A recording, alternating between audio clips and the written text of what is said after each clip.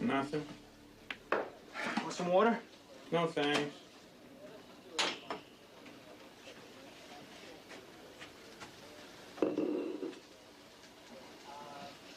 What do you pay for that stuff? I don't know, $4 a six-pack. 67 cents for 8 ounces of water? All the way to France, they see you coming. Comes from the Italian Alps. Well, that makes a difference. What's with the son of Sam? David Berkwood shot 6 people. Those are the ones he confessed to. For the shootings, probably before he even thought about it. He was a fire setter. He set over 2,000 fires. Abandoned cars, vacant lots. He put a match to anything. He never got caught. A lot of pyromaniacs grow up to be killers. I know. A lot of them don't. Why's that, Tony? Ask Ann, I don't know. I don't either. Sometimes it drives me crazy.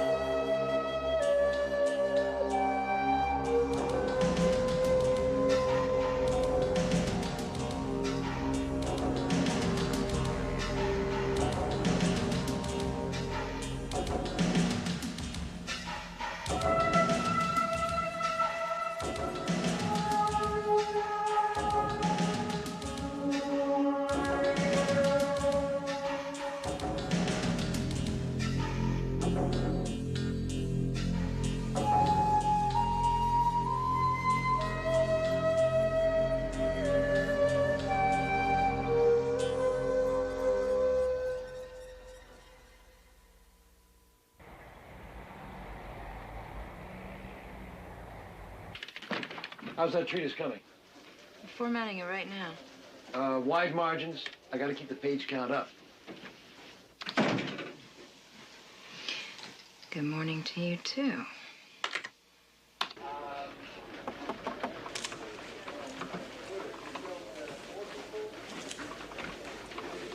Alan, how soon are you gonna be done with your paper? I'm proofing it right now. Thought I'd include some pictures and a brief explanation of the systems. Good idea. No, maybe not, maybe not. I don't want them to think that we're spending their money on PR. It's coming out of my own pocket. You should have mentioned it. Ned, your performance diary. On your desk. Tony?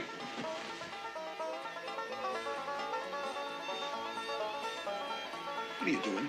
The dairy farmers who were murdered from Wisconsin were listening to this. Unbelievable. You carry empathy to a ridiculous extreme. Why didn't you go up to the cafeteria and stare at the cheese? Come on, Wes. I'm trying to concentrate here. Did you finish those field expenditure projections? No, Why not? because I was focusing on this. Work in an area where you're deficient. Synergizing with criminals is the most questionable aspect of what we do. I want those projections on my desk today.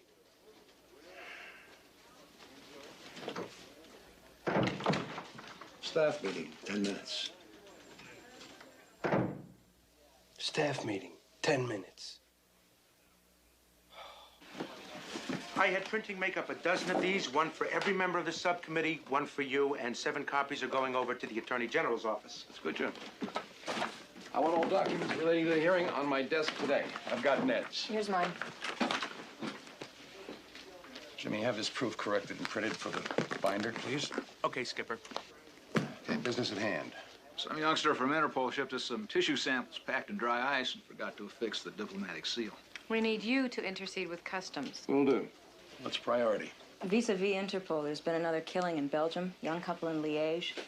One couple every Valentine's Day for the past 13 years. Well, there's not much we can do about that unless Alan's got a lead. Do they celebrate Valentine's Day in Brussels? Jimmy, find out. Anything else? Nothing that won't wait until you come back from the hill. Good. There is this fire setter in Haynesville, North Carolina. 5 fires in the last 10 days. Each progressively bigger, more dangerous. There's nothing here for us, Ned, unless I've missed something. Well, the Unsub's starting to get closer to dwellings. A dumpster, a vacant lot, abandoned tractor, a supermarket, and a music store. Exactly. See, the first 3 are where you know there are no people. Then the supermarket and the music store, where people definitely show up. Well, this shouldn't have made it to us. Why did it? A frustrated fire chief in a small, tranquil town didn't know where else to turn. Tell him to call Raleigh. I want to look into this. It's probably a teenager. Definitely a teenager. Male, white, approximately 15 years old, below average intelligence, socially maladjusted. That's the classic profile. Classic and common. That's all. Yes, mein Führer. What? I was only following orders. Ned. Ned. What was that? Mein Führer? You know exactly what that I didn't was. deserve that dismissal. You have any idea what I'm going through to prepare for these hearings? I have a pretty good idea that's all you care about recently. I know why you want this case, Ned. Well, I think after 35 years in the job, I ought to be able to make an occasional call without being dumped on by bureaucrats. Bureaucrats? Just calling a spade a spade.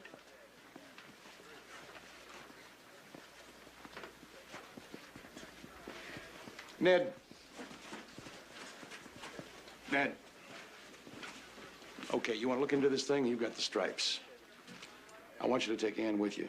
I don't need Ann to come with me. Well, this bureaucrat does, on the off chance your brain is out for schnitzel. Ann, bad news. You will not be testifying on your report. Tony will. What? I want Ned to look into this fire setter, and I want Ann to go with him. Why Ann? Why not? I have my reasons. Sorry about the mood. I'll be a much happier fellow when I get back from the hill. What do I know about your report? Try reading it, Tony. I have to read it? Wes! Wes! Why are you doing this to me?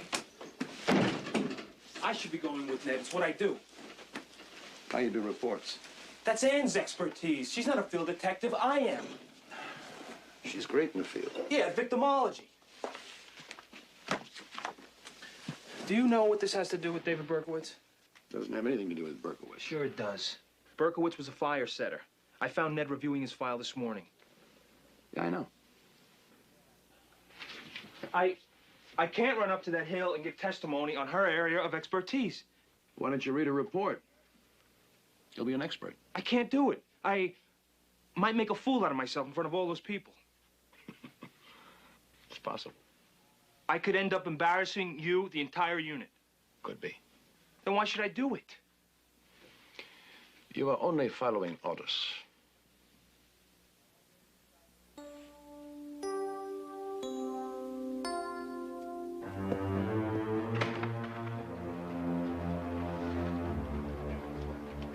I love irritating him.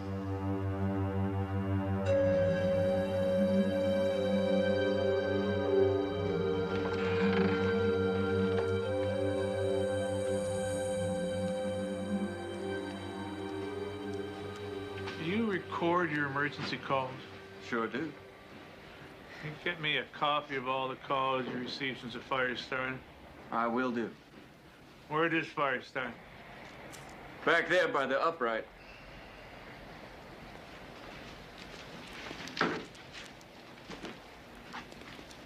There's nothing special about it. Just a lot of gasoline and a match.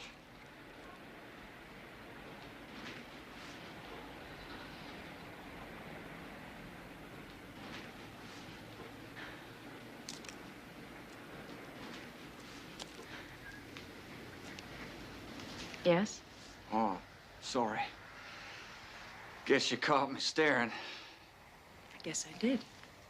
Don't read me wrong, ma'am. I'm just a little surprised that the Justice Department responded in the affirmative to my request. I also had no idea the Justice Department could be so pretty. What she follows, I do declare. I've just always wanted to do that. Well, that's all right, ma'am. You can call me Ronnie. Oh, Scarlett.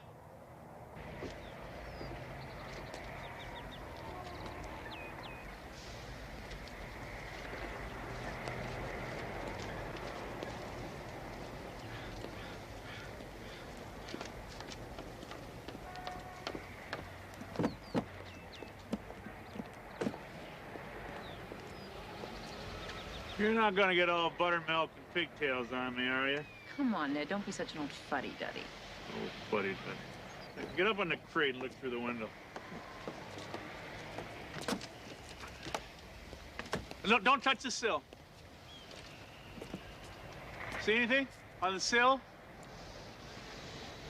Yeah, I need a bag. Thanks.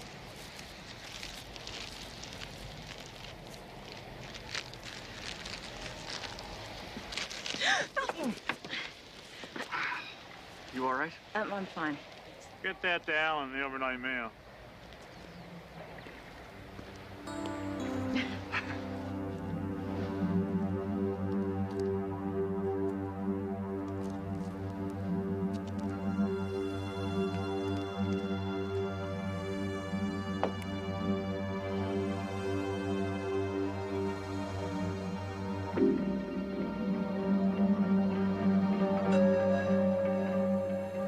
Back to the hotel now.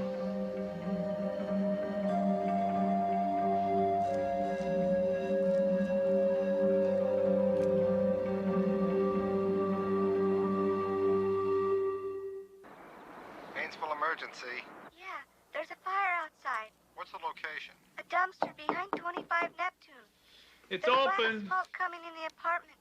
Smells like oil. Get a truck out here. Why are you listening to that tape? I cashed a check this week. Oh, I meant if we sent it to Washington, Alan could run it through the sound spectrograph and get a voice print. I sent him the original already. This is a dub. Any repeat callers? I haven't heard it all yet. Keywords or phrases that might... I said I haven't heard it all yet. What do you say we take a break and get some dinner? We know who this guy is. 15 to 20, below average intelligence, socially maladjusted. Now, just a second. That's twice I've had to listen to you say that. Below average intelligence, according to who? The McGinley report.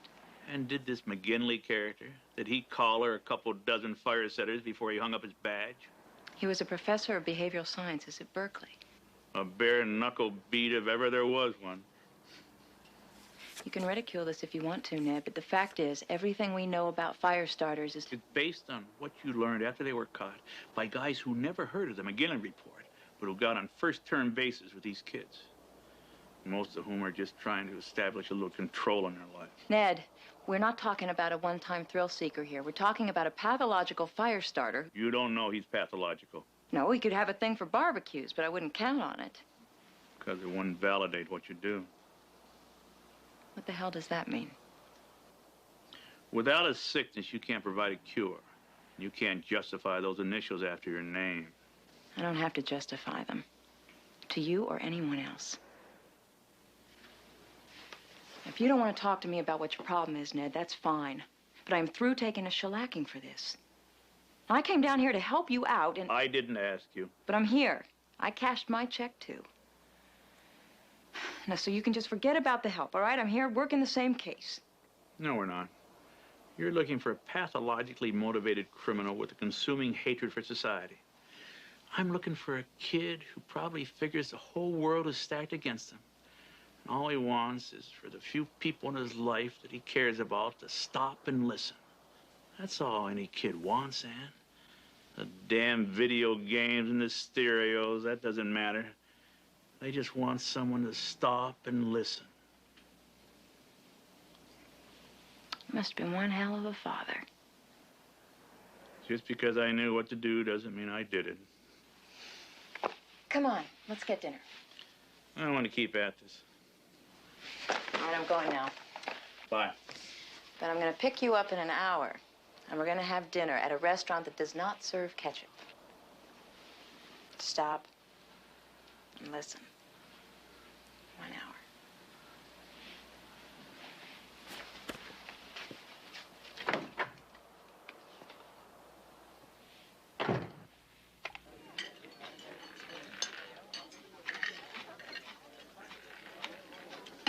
And I just want to say, working with you guys has been one of the best things that's ever happened to me. And I'm really going to miss it. Tony, this isn't a goodbye dinner, because this isn't goodbye. Come on, Westy doesn't send me to North Carolina with Ned. I know the unit's in money trouble. Our appropriations are being cut back. And he doesn't really like me, although I broke my back. Hey, he respects your talent too much to let you go. He knows what you put into the job and what the job takes out of you. Then why doesn't he let me do it? Why is he making me slog through Ann's report? I don't understand half of it. We didn't go to Haynesville either. It's different with you guys. You guys don't have to work on the road. I mean, you guys can do your work in the fishbowl. But I'm worthless if I'm not doing what I do best on a crime scene. Don't you think Westy just tell you flat out if he was going to let you go, instead of letting you twist in the wind? He doesn't owe me. It's a business. I know that. I've been a hot shot. I've shot from the lip. I know that, too. He sees part of himself in you. He told me that. Yeah. The part he'd like to have surgically removed. Tony, stop torturing yourself. Talk to him. I'm afraid to talk to him. I'm afraid I might explode. I mean, my ego is just as big as his, you know? I mean, he can't just shut me out like this. Why can't he deal with me like a man? Look, I'm not being paranoid here. I just want to know what he's saying about me, because if he thinks he's going to cut me up and throw me to that committee, well, then he should at least admit it to me. Let's talk. I know exactly how you feel. If there's a joke, I want in. Come on, Platt. I was just thinking of the cheap little novels being written in the head of all the guys that are watching me dance with you. Well, what makes you think anyone's watching? If I were them, I would be. And it'd be driving me nuts. You are a terrific dancer. I know.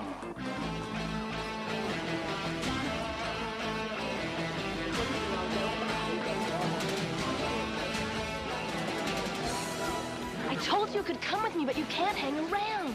You're embarrassing me. Find your own friends.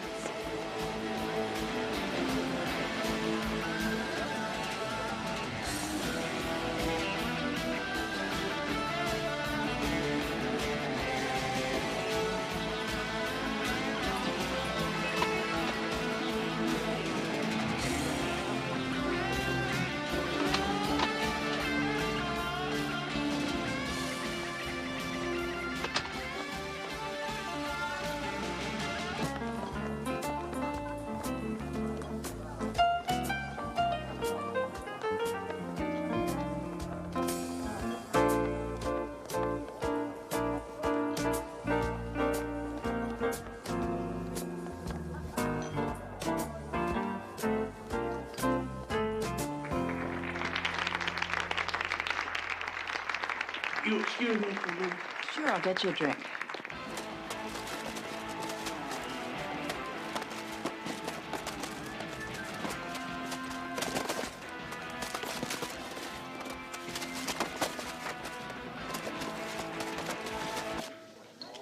Let me get that. Thank you, but I'm with someone. Story of my life. I hear you. Is it someone you want to be with? I hope so. Sort of drives you nuts, doesn't it?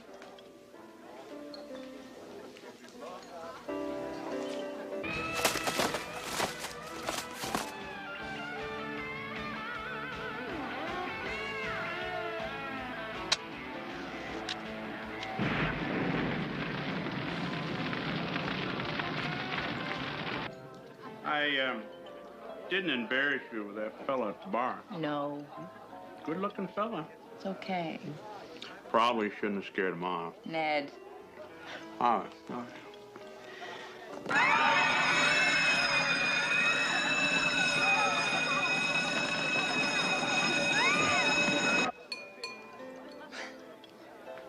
I owe you an apology. Ned, I told you I didn't want to be picked up by that guy. No. For acting like a horse. For not graciously accepting your help when I was listening to that tape. You don't owe me an apology. I wouldn't mind an explanation. See, it burned me to hear you talking about that dim-witted, socially backward fire setter, because I never thought of myself as dim-witted. My folks having their troubles. I was about 14 or so. For some kids, home is a safe harbor. For me and my brothers, it was a constant storm watch. I'm sorry, Ned. I started setting fires. Little ones, trash cans, the yard.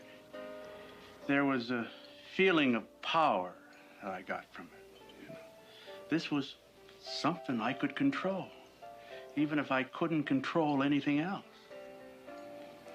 Then, when my dad decided to go for good, I went down the basement and started a fire.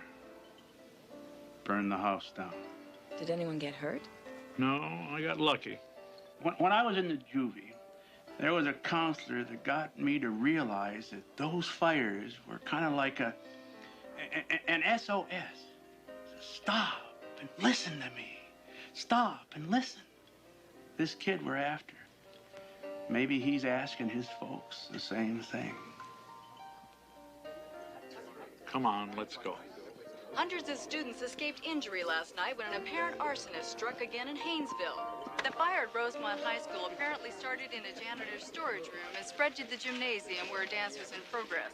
Fire department officials said only the quick reporting of the fire by one of the students prevented loss of life. Reporting live from Rosemont High, this is Diana Towers, Channel 10 News.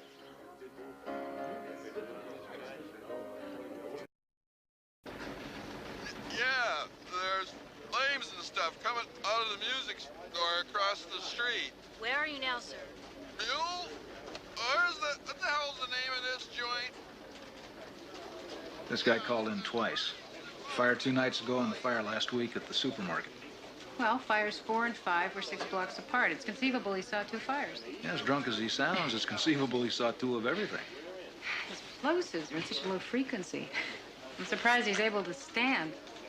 We had one other multiple caller. I was driving by with my mom and we saw flames coming out Girl. of the music store. Yeah, she also reported the supermarket fire. Well, now that's interesting. The profile says male, but I think our unsub's a girl. I did a chromatography on the fiber end found on the scene. There were traces of propylene glycol, which gives that flowery fragrance to Precious, a perfume that's popular with teenage girls. Well, what about the fiber itself? The red fiber is a cotton wool blend. It's used by a company that specializes in varsity sweaters. The company sells to 3 high schools in the area, one of which hosted last night's fire. Rosemont High, home of the Red Dragons. Let's print this out and fax it to Ned and Ann.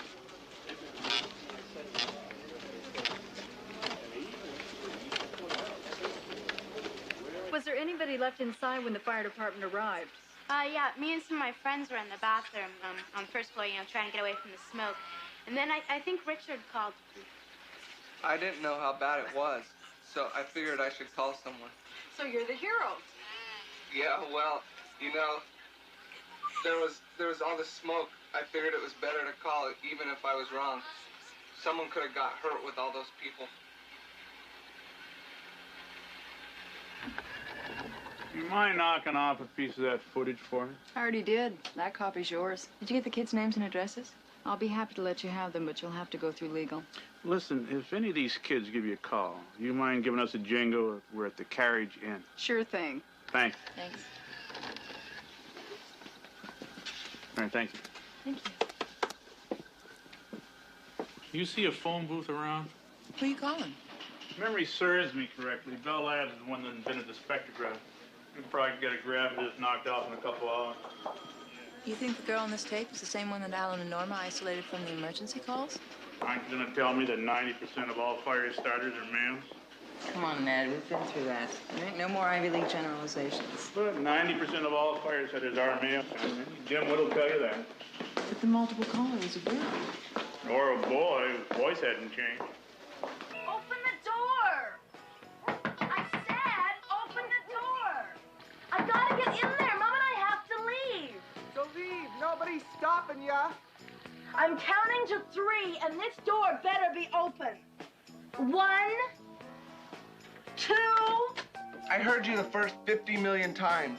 Mom and I are leaving. You got all day to brush your teeth. What are you, the queen of hygiene? This is my bathroom, too. Out. This is no way to treat a hero. You're not a hero. You're a dweeb.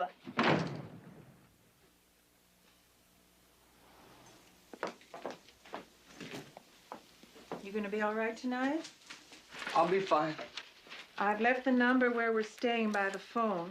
There's a 20 in my top drawer, which, barring an emergency, should be there when we get back. Pizzas aren't emergencies. What are you doing to my newspaper? Here it is, Mom. Last night's blaze at Rosemont Senior High It was Prom. a huge pain. It ruined a great dance. My last one. Richard Colley, a freshman at the school, noticed smoke from a janitor's supply room. Honey, we have to go. Wait, here's my quote. We've heard your quotable wonderfulness, Ace. Give it a rest. I wasn't doing anything special, just didn't want anyone to get hurt, said the alert young man. Said the alert young man. Bridge, honey, have you got your sheet music? I want to make it to Chapel Hill by nightfall. Mom, relax, okay? I already got the scholarship. They just want to hear me play. I'm sorry. I guess I'm just so proud of you. On top of your playing, you making those high SAT scores. And saving $1,800 cashiering. I could have worked there, too, if that damn supermarket hadn't have burned down. Don't you worry, honey. We'll get you to college somehow. Let's see if he makes it through high school first. You could apply yourself a little more, Richard. I apply myself. Yeah, to my things. I told you about taking my sweater. Now, there's a big bowl of chili in the freezer. You can have a friend over, but no parties. Who'd party with him? We'll call when we get there.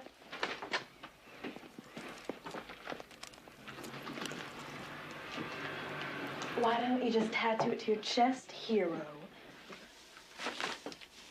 Better use small letters.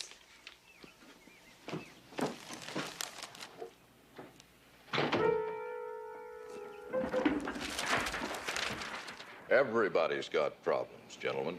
You, me, every department on the Hill. We're all bleeding to death, right? The whole nation's bleeding. You know, I love that word, bleeding. Well, the taxpayers want relief. They're sick and tired of footing the bill for ego measuring contests with the world's law enforcement agencies. I'm here. What this committee? And I got Ann's report down cold. At 3 o'clock, Tony, Right not 10 off. after. Where's your... Here's my report, Wes. If you're gonna take me out of the game, you're gonna do it to my face. Personally, I don't think you have the guts. What the hell are you talking about? The hell is everybody, anyway? Wake up, Tony. Nobody cares. Agent Grayson, CPU, are you ready? Yes, sir. Mr. Chairman, I have a last-minute addendum. Fine, Mr. Grayson. When you're ready.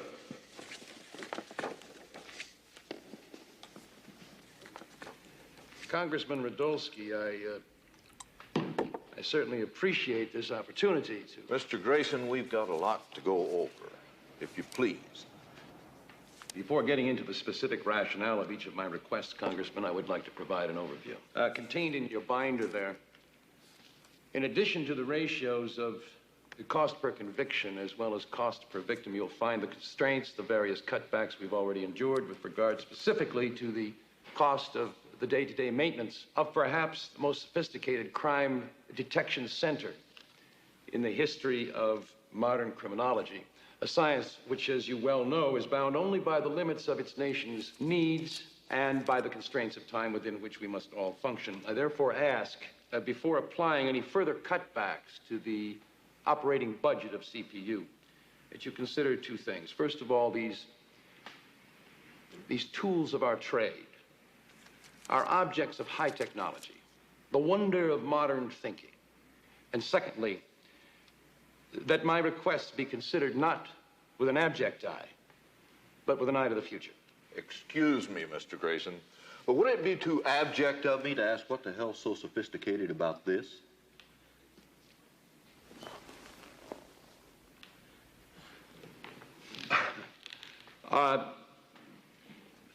Yes, Congressman, on the surface, that's, it's a cow, bovine,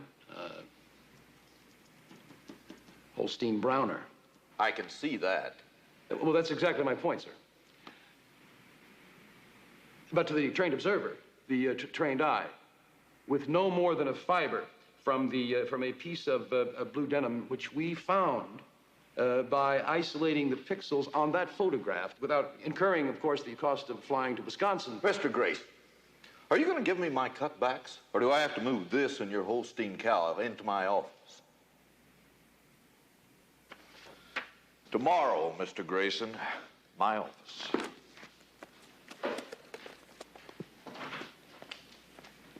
Wes, I'm sorry. I don't know how that got in there.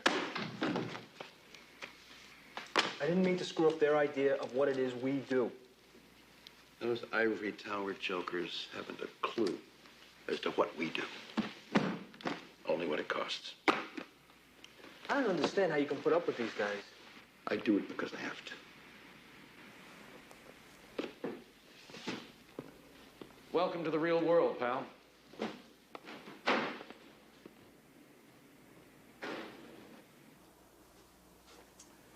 The one I taped to the glass, that's from Alan and Norma. The other's from the news tape, from the boy last night.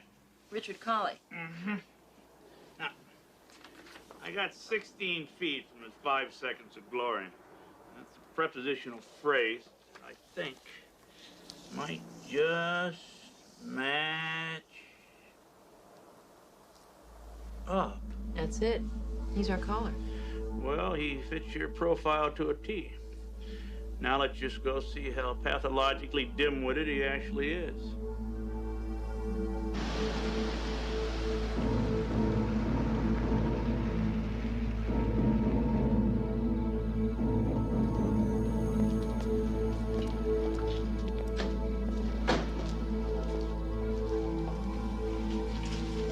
You know what you're gonna say?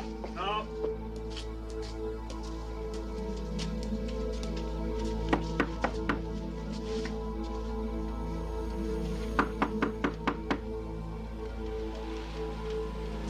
Lights are on. Maybe they went out for a minute.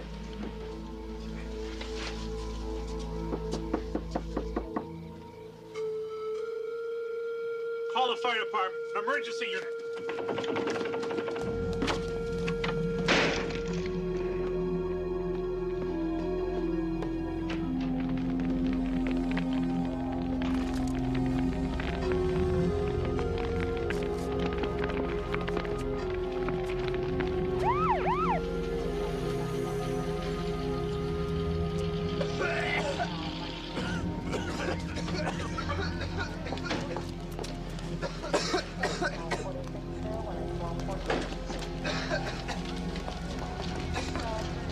We appreciate the call. I take it this is our boy. You just take it easy, son. We'll check you out. You need attention? Officers Platt and Madison, this is Chief Prosecuting Attorney Owen Magnus. I want to talk to the boy. Nobody's talking to anybody. Son, you're under arrest. We appreciate all you've done for us, Mr. Platt. You too, ma'am.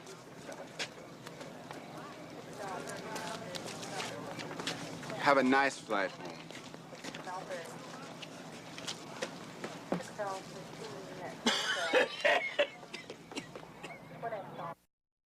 Congressman, you asked me for a complete by-department review. And you've been dealing with committees and budgets long enough to understand that when we ask for a review, we mean what can you do without. And the CPU has already had to learn to conduct its business with a bullseye in the back. Hypnosis? Empathic science? Doesn't sound to me like you're being shot at. You know, I was hoping that you'd present us with rollbacks of your own. But apparently you felt your time was better spent defending your budget with this tone. Well, do you want to start, or do you want me to? Wait a minute. How are you going to cut back something you don't even understand? Tony, empathic science accounts for maybe maybe 10% of what we do, if you want to quantify it. But to focus arbitrarily upon that small element. It's not a small element, Wes. You've been running a gravy train. And as far as this office is concerned, it's about to let a few of its passengers off. What the hell are you grinning about? Oh, nothing. I'm sorry. I was just, it was nothing. I was thinking about something else.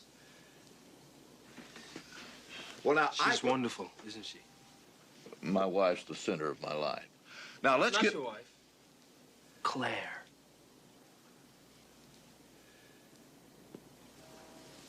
Claire? She makes you feel wonderful, doesn't she? What the hell's he trying to do? I feel her in this room. She's here on the couch. Tony, this is not the time. I'm not going to stand for this. Who needs satin sheets when you're in love, right? Get him out of here. Air. Air. I need air. Air. Room. I need room service. Room service at the Four Seasons. I need room service at the Four Seasons. Claire loves room service at the Four Seasons, doesn't she? Doesn't she? I will not be blackmailed. I don't know who you've been talking to, but this isn't going to work. I will not be blackmailed. Do you hear me?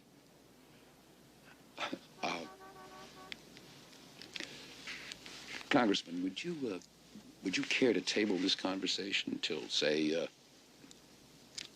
next quarter? Yes. Yes. Yes. I think I should probably review your report when I'm a little more clear of mind. Look, why don't you look at some trims here and there, and we'll review it next quarter. Thank you. Pleasure.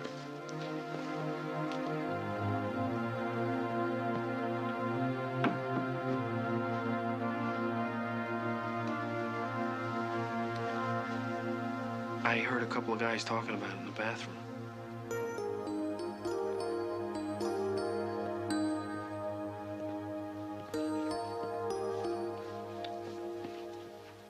Mrs. Coley, your boy's a firebug, and he's going to do time for it. He's 15. Yes, ma'am, and already done near $100,000 worth of damage to this town. I'd like to talk to the boy. I don't think so. Why don't you people leave? Or are you waiting for us to hold you a parade? I'd like a parade, but first I want to talk to the boy. I said no.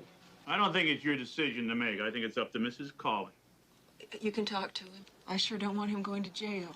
You don't think he should be punished? Are you willing or able to make good on the property he destroyed? You know I can't do that. I don't know what happened to him. I guess he couldn't get over his daddy's death. Your daughter didn't go out and burn up half the town? You send that boy to a juvenile facility, he'll come back to you trained in crimes other than arson. And we'll send his butt right back to jail. You know, I've arrested more people in my career than reside in this county. But why is it you're behaving like I'm a member of the ACLU? Because I think you got something up your sleeve. Dry skin and arthritis, friend. Now, can I talk to Richard? I don't see the harm in it. Well, fine. But my duty is clear. I'm going to prosecute. Your duty is to protect and maintain the safety and peace of the community, and that doesn't always manifest itself in the form of prosecution. What do you expect to get? I want to know why. That's all. Can I talk to him now?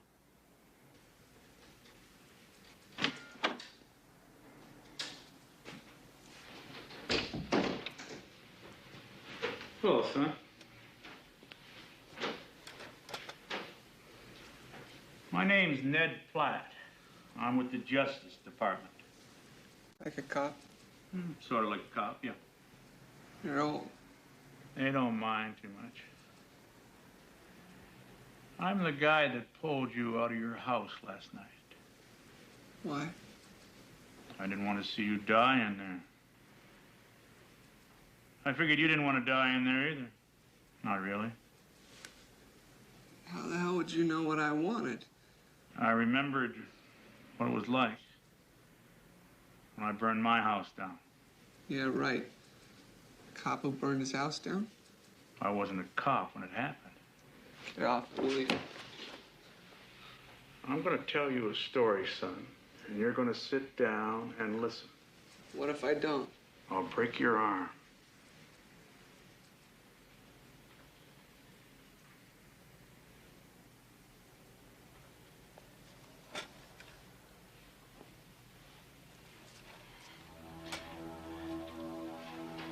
Of course, that wasn't the first fire that I set. There were, things out in the backyard, woodshed that my father had built. But I remember how I felt watching those things burn. It was like, hey, everybody, I did that. I felt powerful. At school and at home, I didn't have any control over anything. But I sure had control over those fires. And once I set them, I could make everyone pay attention to me.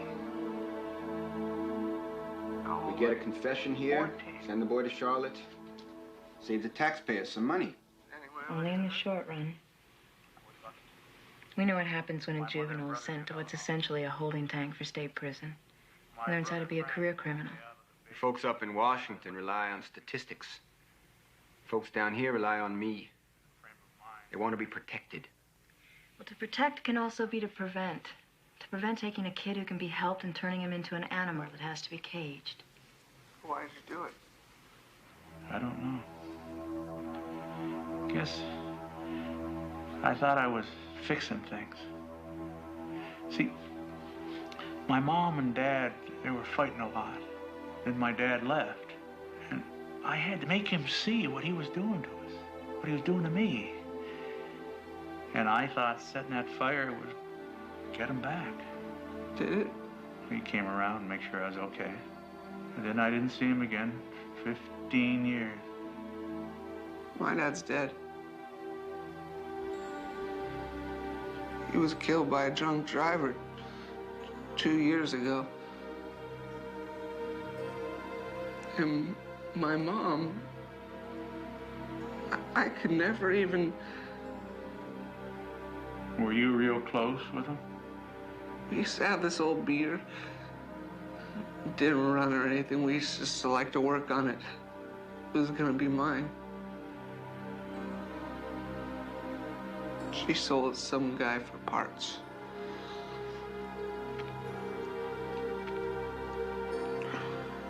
But I wouldn't have run anyway. I shut him out. I couldn't live with the pain. I have a responsibility here to the people of this town. He committed a crime. He can pay for it. With what? He's 15. He can work it off. I can keep him busy at the firehouse a few afternoons a week. Maybe he can talk to other kids. Maybe keep some other kid from turning. And my sister, she's a smart one in the family. She got a scholarship and I'm flunking 3 subjects. Did you always have trouble in school? No. Now everyone says you just don't apply yourself. I heard it all the time myself.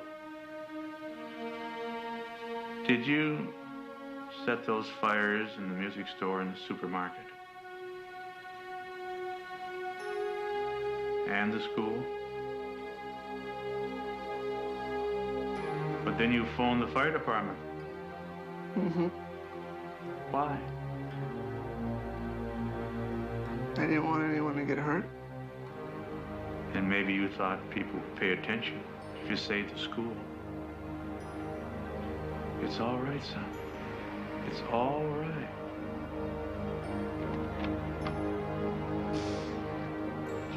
You can put him on probation, see that he gets therapy. And assign him to community service? There is a financial as well as a legal responsibility here. What about the moral responsibility not to make a kid suffer the rest of his life because of something that wasn't his fault to begin with?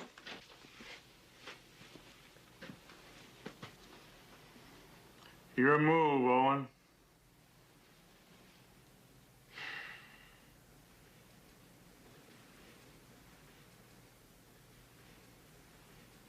There may be a chance I can get the insurance companies to sign off on this. Agree to put him on probation, if I can. I won't press the charges. Good call? Right call.